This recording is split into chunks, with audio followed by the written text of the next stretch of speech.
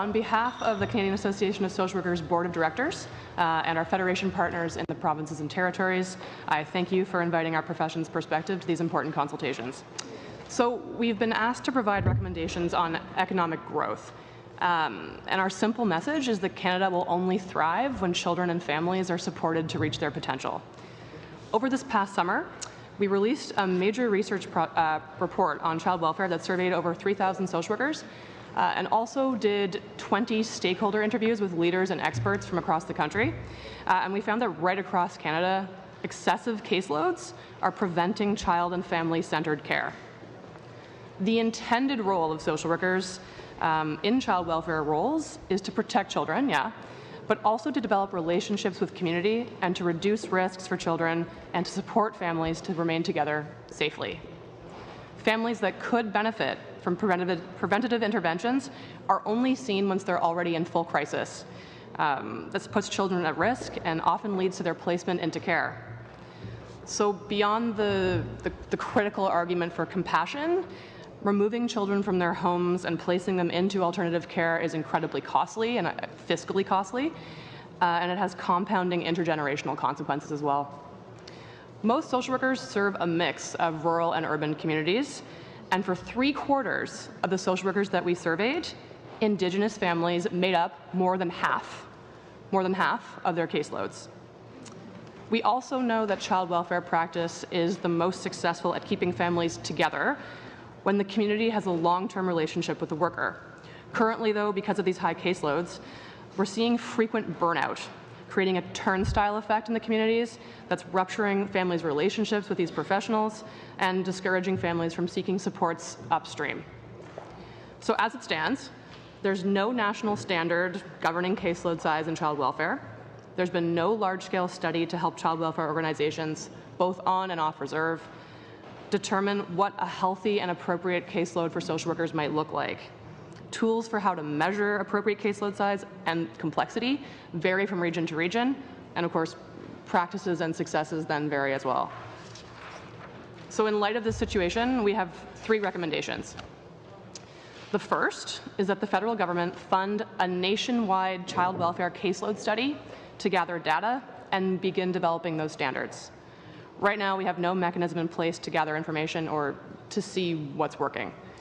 We need caseload standards to make sure social workers can put children first and serve families effectively. So our next recommendation is to implement student loan forgiveness for social workers that are in rural and remote communities. A 2012 CAIHI report on rural and remote care found that out of 11 countries, Canadians waited the longest for care. Things have only gotten worse since then, and the Mental Health Commission of Canada has identified harms directly correlated to these waits. And additionally, when you consider our particular context in Canada where many Indigenous communities are located in rural and remote areas, these underserved populations are made even more vulnerable. Social workers are highly trained professionals able to offer many of the same services as other mental health providers, and often at a lower cost. And in a small community that can maybe only support one mental health provider, a social worker provides excellent value. We've got broad skill sets, can provide myriad types of care, assessments, therapeutic counseling, casework, referrals. At the same time, many communities are having a tough time attracting mental health practitioners. And we propose that eligibility for student loan forgiveness would greatly support social workers to be recruited to practice in, to stay in, and often to return home to their rural and remote communities.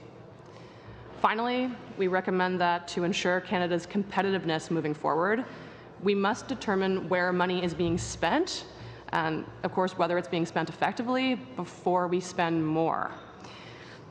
That's why we continue to advocate for the introduction of a Social Care Act for Canada. This federal government has rightfully placed a high importance on data, evidence, and innovation. But we argue that without accountability to the Canada Social Transfer, which we would hope would include a requirement to report on its use and on its outcomes, we are woefully without the right data or the conditions to support innovation and best practices in our country. We are proposing that we adopt a Social Care Act with principles similar to those of the Canada Health Act to guide the Canada Social Transfer and other social investments.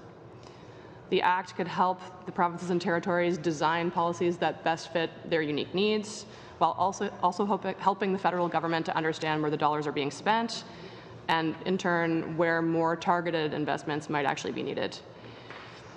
This would help share evidence and best practices across different regions and foster innovation. Finally, and maybe most importantly, it would also support Canada's first poverty reduction strategy by helping to produce comparable outcomes across our country. Thank you, and we look forward to any questions. Sally, turning then to the Canadian